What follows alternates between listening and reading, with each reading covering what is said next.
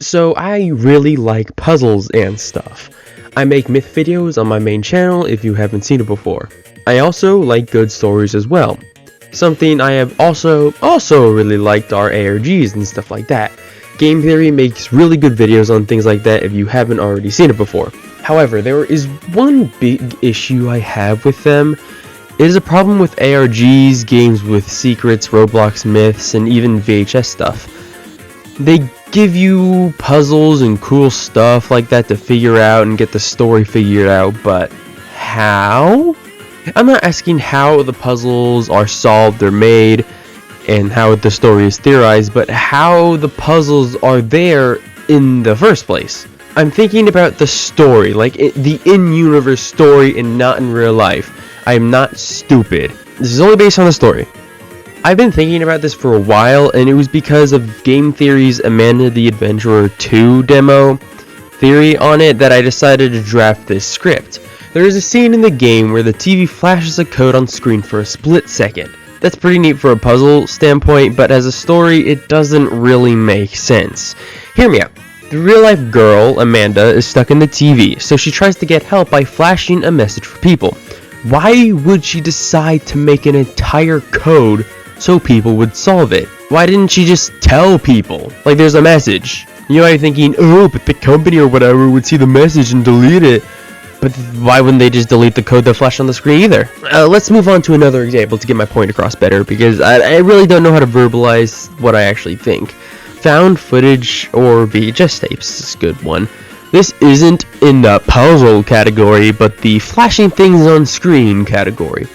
Found footage is what it is named, footage that is found. It's not that hard to understand, you idiot. When you watch stuff like that, stuff flashes on the screen like a code or some cryptic messages. But I always question, how did those even get there? Maybe it was a demon or something, but that doesn't always make sense. I can't think of an exact example, maybe like Local 58 or other analog horror type stuff, but things always flash on the screen to, quote, hint, unquote, at the bigger picture, and I'm like, who is doing this?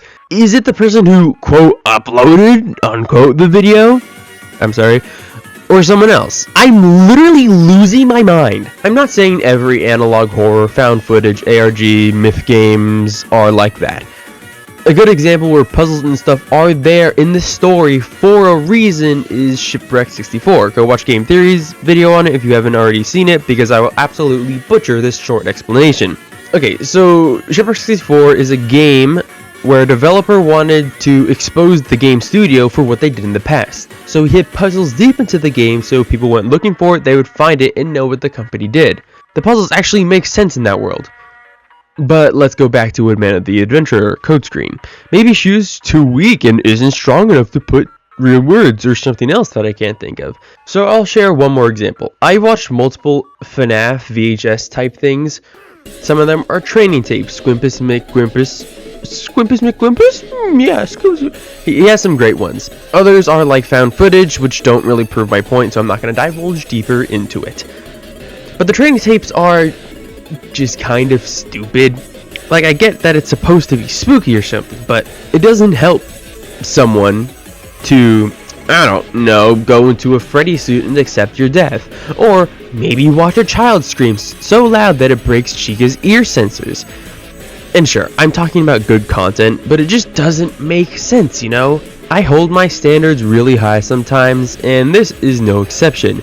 But I don't know, maybe think about how to put lore and things instead of putting it in plain sight. Okay. Telling people what to do and not giving an example is not good, so I'll try giving you guys an example. Oh my gosh, I'm going to spend a really long time on this, aren't I? Let's say I want to make an analog horror series about demons coming through our toasters or something. I need to make a video and some puzzles so people can theorize. This series is about a guy who researches and wants to learn more about these demons coming out of their toasters. He is recording his findings and posting it on YouTube for people to see, maybe even asking people to help him find his research or something like that. I don't know. About the puzzles could actually maybe be the language of the demons. After the demon appears in someone's home, they leave a set of markings that don't exactly make sense. It could actually be them saying which house is good to attack and take over, and which aren't. Of course, the protagonist doesn't know that. There could be a stronger demon that knows a language people actually know, so you can decipher it based on that instead of using stupid base64 ciphers, which is actually what I have done before. The series could be a blog of sorts. Maybe it could be a retelling of something that happened in the past, or someone telling stories about it. You can make theories on anything, even things that don't have enough thought to even have a theory, but you can still try. It doesn't have to be stupid puzzles that take someone X amount of time to figure out one puzzle and a billion hours to figure out the next. But if you like puzzles, ARGs are the way to go. I know I put them in the video, but I haven't talked about them once.